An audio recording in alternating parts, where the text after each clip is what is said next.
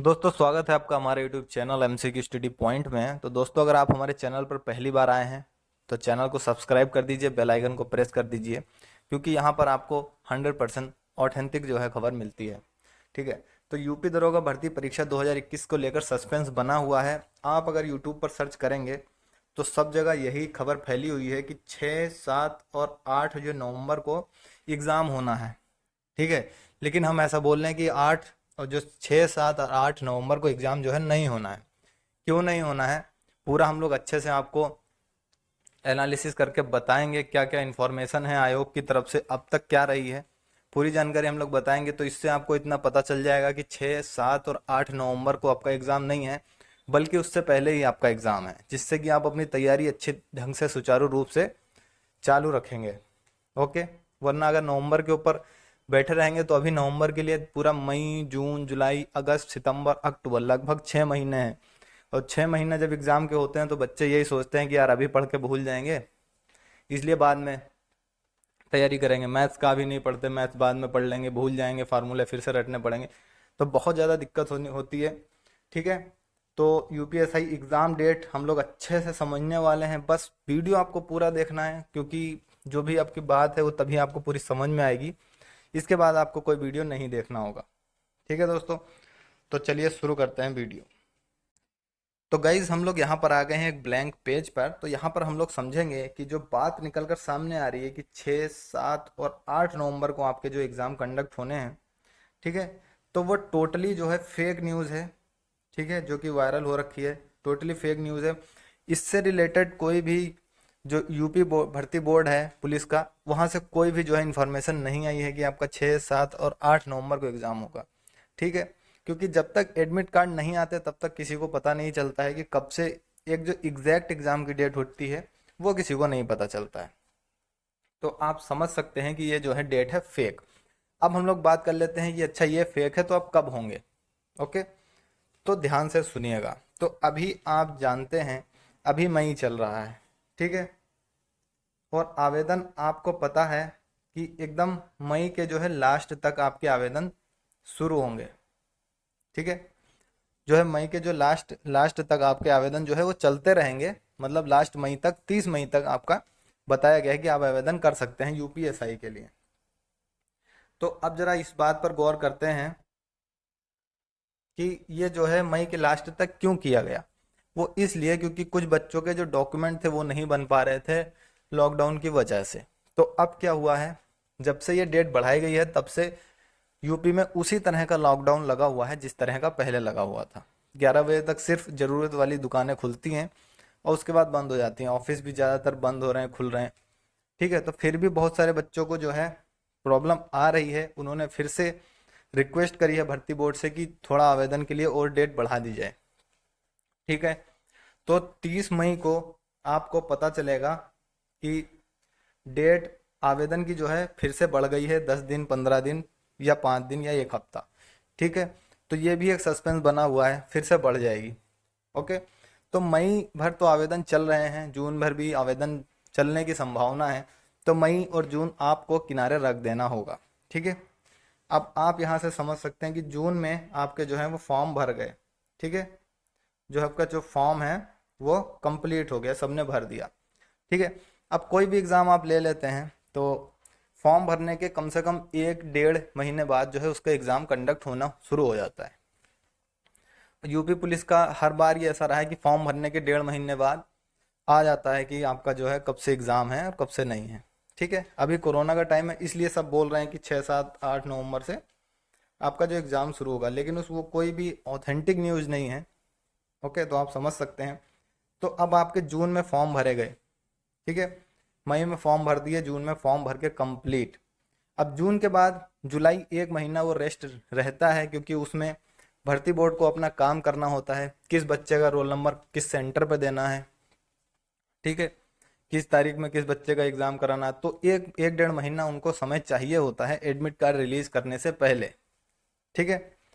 तो जुलाई जुलाई भर वो काम होगा, जुलाई और आधा अगस्त। ठीक है। और अगस्त के लास्ट में जो है आपके एडमिट कार्ड जारी कर दिए जाएंगे।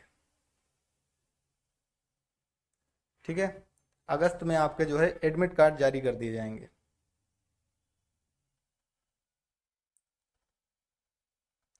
अब अगस्त में आपके एडमिट कार्ड जारी कर दिए जाएंगे। तो एडमिट कार्ड जब जारी होते हैं तो उसके तुरंत अगले दिन एग्ज़ाम कंडक्ट नहीं होता है। लगभग एडमिट कार्ड जारी करने के बाद आप जानते होंगे कि कम से कम 7 दिन बाद आपके जो है एग्ज़ाम शुरू होते हैं, ताकि बच्चे सभी अपना जो है एडमिट कार्ड डाउनलोड कर लें। ठीक है। अब यहाँ पर आप देख सकते हैं कि अगस्त के लास्ट में अगर आपके एडमिट कार्ड जो है डाउनलोड होना शुरू हो जाएंगे, जारी हो जाएंगे, तो सितंबर में आपका एग्ज़ाम हो सकता है। ठीक है। अब आपका एग्ज़ाम सितंबर में हो सकता है, जो कि भर्ती बोर्ड के जो चेयरमैन हैं उन्होंने भी, जब भर्ती निकलने वाली थी तो उन्होंने भी यही कहा था कि फॉर्म कंप्लीट करा कर उसके 1.5 महीने बाद ही हम एग्ज़ाम जो है वो कंडक्ट करा लेंगे। तो आप लोगों में से बहुत सारे लोगों ने वो इंटरव्यू देखा होगा, जिसने नहीं देखा होगा वो जाकर देख ले, क्योंकि उसमें चेयरमैन ने बोला हुआ है, भर्ती बोर्ड के चेयरमैन ने, कि जैसे ही एसआई की वैकेंसी आएगी उसके बाद एएसआई की आएगी। तो देखिए एसआई की आ चुकी है और एएसआई की भी आ चुकी है। और फिर ये बोला गया था कि एसआई की भर्ती आने के 1.5 से 2 महीने के अंदर अंदर हम एग्ज़ाम कंडक्ट करा लेंगे। तो अगर वही बात हम लोग लेकर चलें, क्योंकि वही हो रहा है, तो आपका जो है सितंबर के फर्स्ट वीक में आपके जो है एग्ज़ाम कंडक्ट हो सकते हैं। क्योंकि देखिए मई निकल गया ऐसे ही आवेदन करने में, जून भी। ओके। जुलाई में भर्ती बोर्ड अपना काम करेगा, सबके रोल नंबर सेट करेगा, किसको कहाँ भेजना है, किसको कहाँ भेजना है, किस तरह से ड्यूटी लगनी है। ठीक है।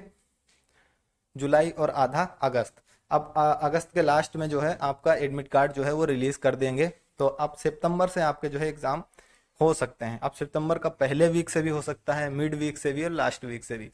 तो इतना आप समझ सकते हैं। ठीक है।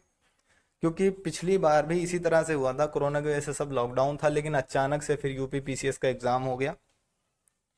एक ही हफ्ते के शॉर्ट नोटिस के अंदर ही जो है वो एग्ज़ाम हो चुका था। तो अब आपको जो तैयारी करनी है वो मान के चलनी है अपनी सितंबर से। ठीक है।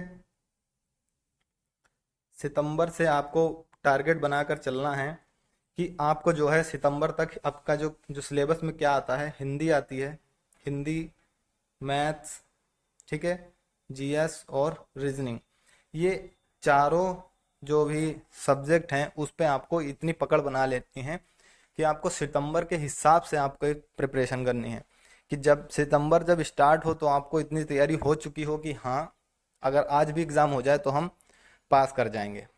ठीक है। तो अब यहाँ पर रहता है, अब यहाँ पर अच्छी चीज़ क्या होती है, अगर आप सितंबर के हिसाब से अपनी तैयारी करते हैं, आपका सब चीज़ तैयार है, तो उसके बाद सिर्फ अगर कभी मन किया तो रिवाइज कर लिया कुछ। ठीक है। उसके बाद क्या होगा, अब जो लोग बता रहे नवंबर से, देखिए नवंबर से कुछ भी कोई ऑफिशियल न्यूज़ नहीं है। अगर आप नवंबर मान के चलेंगे और आपका सितंबर में एग्ज़ाम हो गया, तो फिर हो सकता है कि इन चारों सब्जेक्ट में से कोई एक सब्जेक्ट आपका ख़राब हो जाए। और आपको पता है कि हर सब्जेक्ट में कम से कम 35% जो है मार्क्स जो है आपको लेकर आने हैं। ठीक है। तो अगर नवंबर आप मान के चल रहे हैं और सितंबर में एग्ज़ाम आपका हो जाता है, क्योंकि भर्ती बोर्ड के चेयरमैन ने ये बात बोली हुई है कि आवेदन ख़त्म होने के 1.5 से 2 महीने बाद ही एग्ज़ाम हो जाएंगे। तो अगर हो जाते हैं एग्ज़ाम, तो आपके किसी ना किसी सब्जेक्ट ऐसा ज़रूर होगा कि किसी में 35% से कम आए। क्योंकि क्यों हो सकता है ऐसा, वो भी मैं आपको बता देता हूँ। क्योंकि आपको पता है कि समय कितना है, 2 घंटा। ठीक है। 2 आवर्स का समय है। तो 2 आवर्स को हम कितना होता है, 120 मिनट। और आपको क्वेश्चन कितने करने हैं, 160 क्वेश्चन करने हैं 120 मिनट में। तो अगर आपने मॉक टेस्ट लगाए होंगे या फिर आपके पास यूपीएसआई की कोई गाइड होगी, तो आप उसमें देख पा रहे होंगे रीजनिंग और मैथ के जो कितने क्वेश्चन जो भी हैं वो कितने ज़्यादा लेंथी होते हैं, कितने लंबे क्वेश्चन होते हैं। ठीक है। और जो हिंदी में जो पैसेज वाले क्वेश्चन होते हैं वो भी काफ़ी लंबे होते हैं, तो बहुत ज़्यादा टाइम कंज्यूम कर लेते हैं। तो अगर आप यहाँ पर 1 मिनट में एक क्वेश्चन भी लगाएंगे तब भी सिर्फ आपके 120 क्वेश्चन बनेंगे, 40 क्वेश्चन छूट जाएंगे। 40 क्वेश्चन छोड़ने का मतलब एक सब्जेक्ट में 40 क्वेश्चन आ रहे हैं, मतलब एक सब्जेक्ट आपका पूरा पूरा छूट जा रहा है। ठीक है। तो अगर आप एक सब्जेक्ट अटेम्प्ट ही नहीं करेंगे तो आपके 35% आएंगे कैसे। तो यही सब से बचने के लिए आपको मान के चलना है कि आपकी जो है परीक्षा जो है नवंबर से पहले है। ठीक है। तभी आप अपना अच्छा कर पाएंगे। तो आप मान कर चलिए जो आपका एग्ज़ाम है वो सितंबर से जो है वो शुरू हो सकता है। ठीक है। अगर आप इसको मानकर चलेंगे तो हो सकता है आपका अच्छा स्कोर आए और आपका फाइनल मेरिट में हो जाए, क्योंकि आपको पता होगा कि 2 मेरिट बनती हैं एक रिटर्न की। रिटर्न में केवल क्वालिफाइंग लोग जाते हैं और उसके बाद रिटर्न करके फिजिकल मेडिकल होता है और उसके बाद जब ट्रेनिंग पे जाना होता है तो फाइनल मेरिट लगती है। ठीक है, तो उसको आप पास कर पाएंगे अगर आप सितंबर से अपना मान के चलेंगे कि आपका टारगेट है सितंबर में आपका एग्ज़ाम है। ओके, अब देखिए तैयारी सब लोग कर रहे हैं, लेकिन कितने मार्क्स लाने हैं। कोई अनरिजर्व में है, कोई ईडब्ल्यूएस में है, कोई ओबीसी में है, कोई एससी में है, कोई एसटी में है। ठीक है, और गर्ल्स के। तो देखिए आपको ये तैयारी तो सब करते रहते हैं, लेकिन अगर आपके पास एक स्पेसिफिक टारगेट होगा कि हाँ मुझे इतने मार्क्स लाने हैं, मेरी कैटेगरी ये है, तो आपकी तैयारी जो है आसान हो जाएगी। तो अगला वीडियो उसी पर रहने वाला है कि आपको कितने मार्क्स लाने हैं। तो अगर आपने यहाँ तक पूरा वीडियो देखा है तो अगला वीडियो भी ज़रूर देखिएगा। ठीक है, मिलते हैं अगले वीडियो में। Thank you.